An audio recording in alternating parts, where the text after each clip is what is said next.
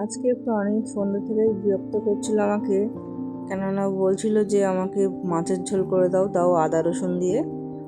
ও এটা খেতে খুব ভালোবাসে, তাই অগত্যা কি আর করবো, ছেলে বলেছে যখন, সেজন্য ওর বাবাকে ফোন করে বলেছিলাম যে মাছ আনতে, ওকে আলু দিয়ে আদা রসুন দিয়ে ঝোল করে দেবো। আমি আলুটা কেটে নিয়েছি, মাছটা নুন হলুদ মিশিয়ে নিয়েছিলাম, আর এই আদা রসুনটাও বেটে নিয়েছিলাম। এবারে তেলটা চাপিয়ে দিয়ে আর মাছগুলো ভেজে আদা রসুন পেঁয়াজ লঙ্কা সবগুলো দিয়ে আলুগুলো কষিয়ে আর মাছের ঝোল চাপিয়ে দিলেই হয়ে যাবে। আমাদের বাড়িতে আমরা খুব একটা মাছের ঝোল এরকমভাবে খাই না আদা রসুন দিয়ে, তো অনেক দিন বাদে বাদে যখন কোনো আত্মীয় স্বজন আসে তখনই বেশিরভাগ খাওয়া হয়, নাহলে এমনি পেঁয়াজ লঙ্কা দিয়ে খাওয়া হয়।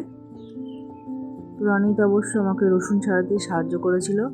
আমি বলেছিলাম যে খাবি যখন কাজ করে দে আমাকে, আমি একা একা পারবো না, নাহলে অনেকটা লেট হয়ে যাবে।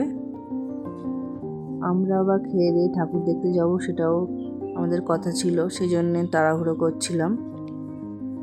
প্রণীতের এই টিউশনের এই কদিন ছুটি আছে, সেই জন্যে প্রণীত বাড়ি আছে, না হলেও সন্ধ্যে 6টার দিকেই চলে যায় টিউশন।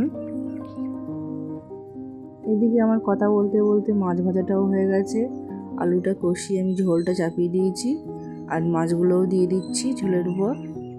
এবার একটু থালা চাপা দিয়ে কিছুক্ষণ ফুটিয়ে নেব।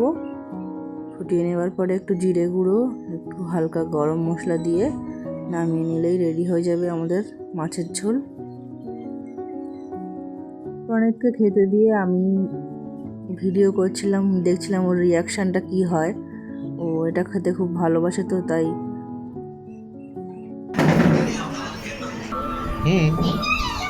ভাত বেশি হবে।